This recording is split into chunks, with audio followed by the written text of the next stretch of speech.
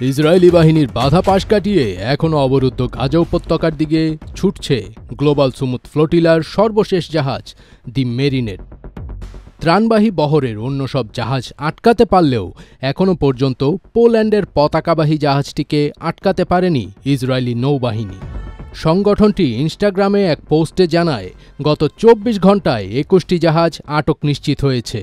২০টি জাহাজের ব্যাপারে ধারণা করা হচ্ছে যে সেগুলোকেও আটক করা হয়েছে এবং একটি জাহাজ এখনও যাত্রা অব্যাহত রেখেছে। পোস্টে আরও বলা হয়, ইসরায়েলি বাহিনীর হাতে ৪৫০ জনের বেশি বেসামরিক নাগরিককে অবৈধভাবে অপহরণ করা হয়েছে। এর আগে যান্ত্রিক ত্রুটি দেখা দিলে তা কাটিয়ে উঠতে সক্ষম হয় জাহাজটি। এটি অবরুদ্ধ উপত্যকার দিকে ছুটছে ২.১৬ নটিক্যাল মাইল গতিতে। মূলত স্টারলিংকের মাধ্যমে এখনও যোগাযোগ রক্ষা করে চলেছে দি মেরিনেট।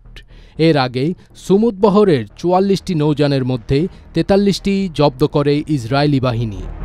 উল্লেখ্য যে ৫ শতাধিক মানবাধিকার কর্মীকে ইতোমধ্যেই নেওয়া হয়েছে ইসরায়েলের আশদোদ বন্দরে।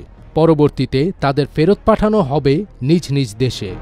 গ্লোবাল সুমুদ ফ্লোটিলার একটি বাদে বাকি সব জাহাজ ইতিমধ্যে ইসরায়েল আটক করে নিয়েছে। ইসরায়েলের পররাষ্ট্র মন্ত্রণালয় দাবি করেছে, যুদ্ধক্ষেত্রে প্রবেশ বা বৈধ নৌবহর অবরোধ ভাঙার চেষ্টা ব্যর্থ করা হয়েছে। গ্লোবাল সুমুদ ফ্লোটিলা হল গাজায় ত্রাণ পৌঁছানোর একটি বৈশ্বিক উদ্যোগ। এই বহরে ছিল ৪০টির বেশি বেসামরিক নৌযান। প্রায় ৪৪টি দেশের ৫০০ জনের মধ্যে আছেন যুক্তরাষ্ট্র, স্পেন, আয়ারল্যান্ড, ফ্রান্স, বেলজিয়াম সহ ইউরোপীয় পার্লামেন্টের নির্বাচিত প্রতিনিধি, আইনজীবী, চিকিৎসক, সাংবাদিক ও মানবাধিকার কর্মী। এই নৌবহরের প্রথম বহর যাত্রা শুরু করে গত ৩১ আগস্ট স্পেনের বার্সেলোনা থেকে।